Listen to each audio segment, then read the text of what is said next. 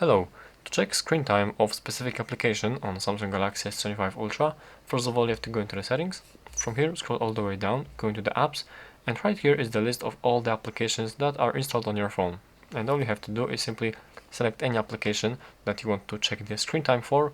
So for example, let's take a look at the calculator application, and right here is the button for the screen time.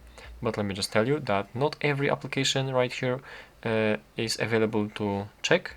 I don't know if Files, for example, Files application, you cannot take a look at the screen time of the Files application and some other system applications probably.